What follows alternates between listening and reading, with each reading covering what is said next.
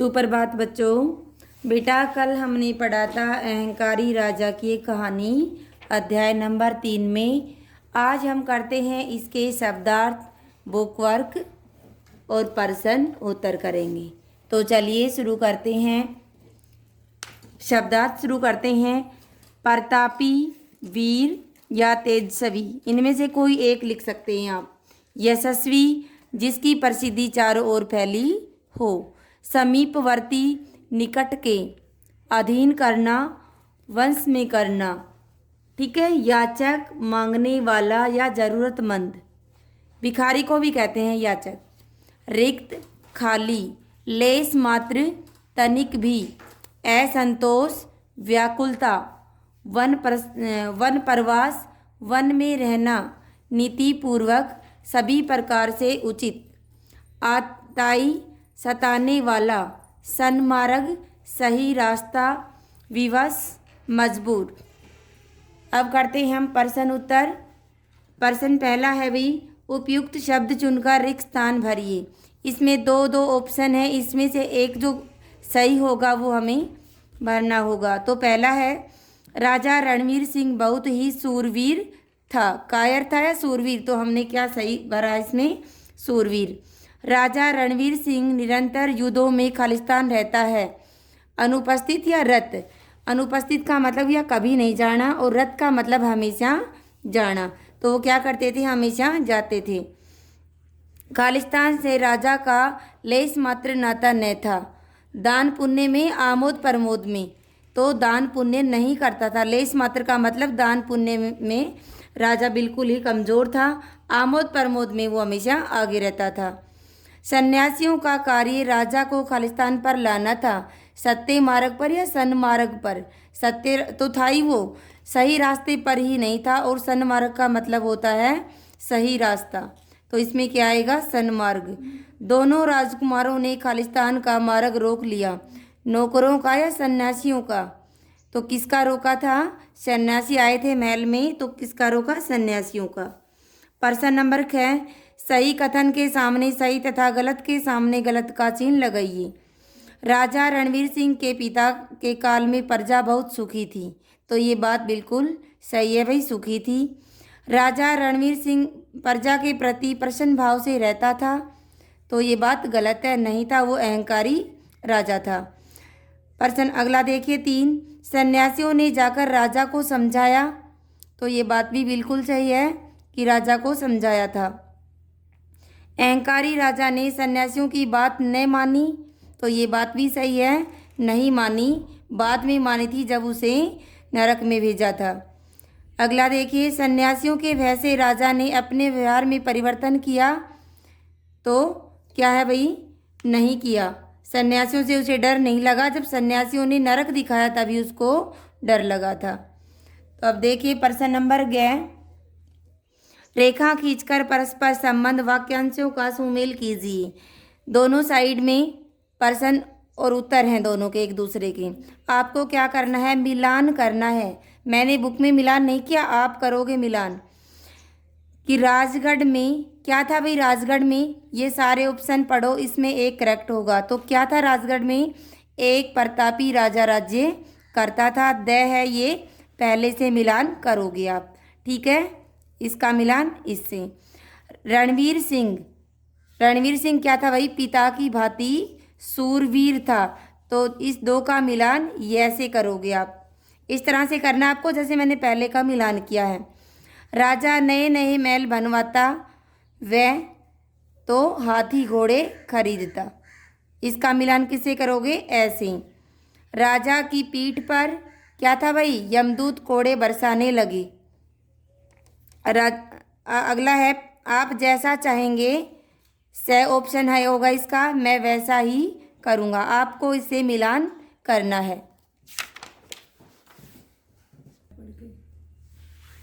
अगला प्रश्न है हमारा, पाठ के आधार पर सही विकल्प के आगे सही का चिन्ह लगाइए। पहला है भाई, रणवीर सिंह कहाँ का राजा था, रामगढ़ का, राजगढ़ का या रायगढ़ का। सही ऑप्शन हमारा क्या है, वह राजगढ़ का था। प्रश्न नंबर 2, राजा रणवीर सिंह क्या था, रणवीर सिंह प्रजा हित चिंतक न था, क्योंकि प्रजा की उसे कभी भी परवाह नहीं रहती थी, इसलिए ऑप्शन ब बिल्कुल सही है। राजा रणवीर सिंह के द्वार से याचक क्या करते थे भाई?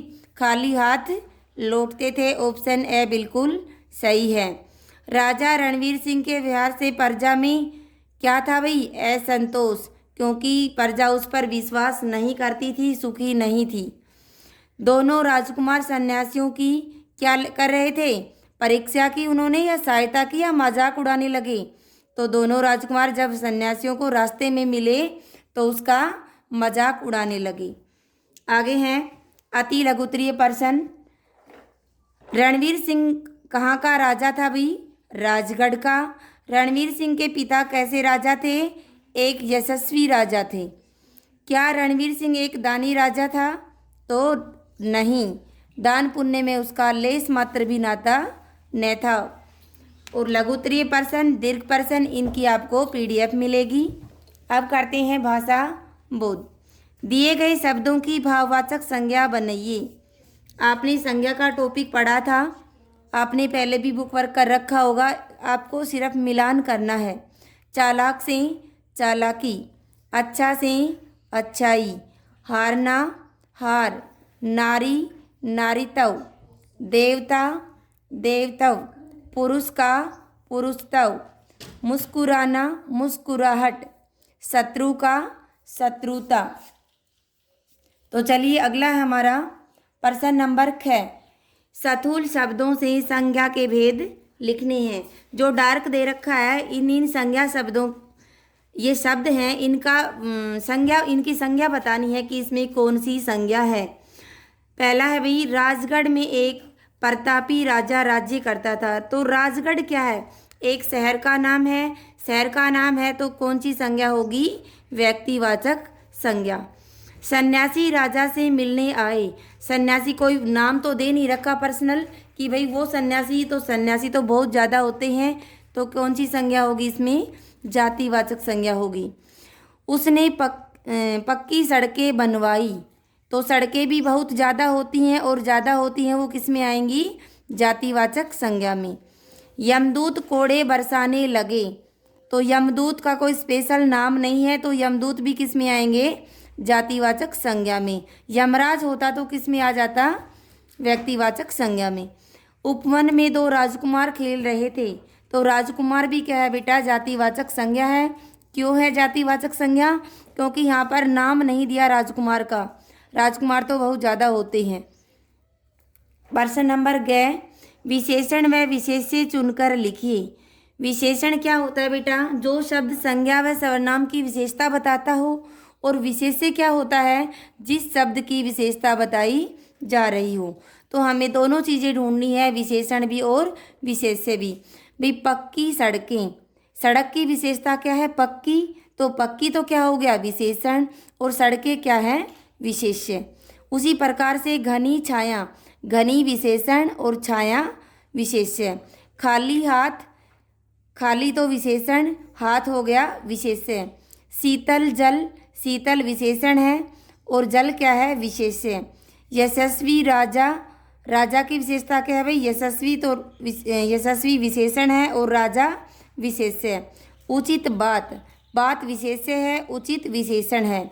सुखी लोग, लोग विशेष्य है, सुखी इसकी विशेषता है तो विशेषण हो गया। अनुचित विचार, विचार विशेष्य है, अनुचित विशेषण है। प्रश्न नंबर 6 देखिए। निम्नलिखित वाक्यों में प्रयुक्त क्रियाएं चुनकर लिखिए। क्रिया बतानी है। क्रिया का मूल रूप दे रखा है। क्रिया के मूल रूप को क्या कहते हैं? धातु कहा जाता है। तो इसमें धातु रूप दे रखे हैं और हमें क्या बनानी है? उसकी क्रिया बनाकर लिख देनी है। तो देखें, राजा घबराकर चीख रहा था।